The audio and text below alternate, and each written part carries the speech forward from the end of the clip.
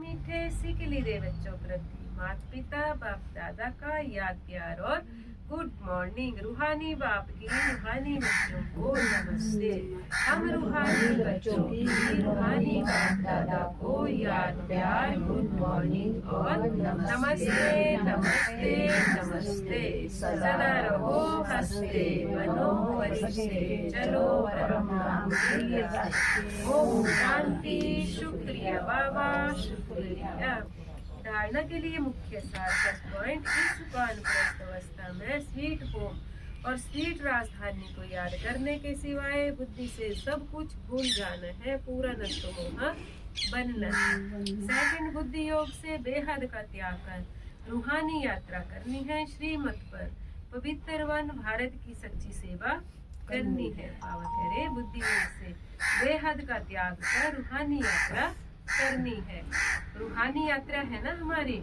श्रीमत पर पवित्र वन भारत की सच्ची सेवा करनी है। वरदान, श्रेष्ठ कर्म रूपी डाली में लटकने के बजाय उड़ती पंछी बनने वाले हीरो पाठधारी भव। श्रेष्ठ कर्म रूपी डाली में लटकने के बजाय उड़ती पंछी बनने वाले हीरो पाठधारी भव। संगम युग पर जो श्रेष्ठ कर्म करते हैं यह श्रेष्ठ कर्म हीरे की डाली है।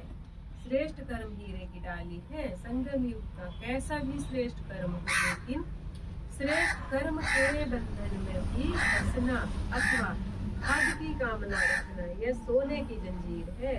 इस सोने की जंजीर अथवा हीरे की डाली में भी लटकना नहीं है, क्योंकि बंधन तो बंधन है। इसलिए बाप दादा सभी उड़ते पंछी स्मृति दिलाते हैं कि सर्व बंधनों अर्थात हदों को पार कर हीरो पाठधारी बनो। ठीक है, फिर सुन लो एक बार बाबा क्या कह रहे हैं। बाबा कह रहे हैं कि श्रेष्ठ कर्म के भी युग में नहीं फंसना है ना, तो कैसे रहना है। बाबा कह रहे संगम युग पर जो श्रेष्ठ कर्म करते हो ये श्रेष्ठ कर्म ही हीरे की डाली है। संगम युग का कैसा भी श्रेष्ठ कर्म हो, लेकिन श्रेष्ठ कर्म के बंधन में भी फंसना अथवा हद की कामना रखना है ना, हद की कामना रखना ये सोने की जंजीर है ना।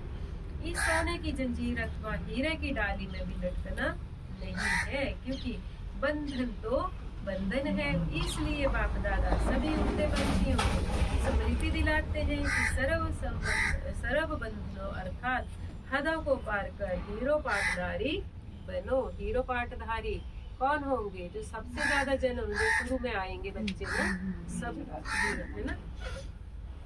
स्लोगन, अंदर की स्थिति का दर्पण चेहरा है, चेहरा कभी खुश्क ना हो खुशी का हो। बाबा कह रहे अंदर की स्थिति का दर्पण चेहरा है, चेहरा कभी खुश्क ना हो, मतलब मुरझाया हुआ ऐसा हो। चेहरा कैसा हो? तो खुशी कब होगी? जब बाबा की याद में रहेंगे ना। जब ऐसे ही यहाँ की उसमें रहेंगे ना, दुनिया में फंसे हुए पहले की तरह, तो पहले भी तो लटके हुए थे ना चेहरे, तो फिर आप बाबा के नहीं लगे थे हमको, तो कभी नहीं लटका था। ये लटका ना, तो नहीं लटकाना कभी भी है ना।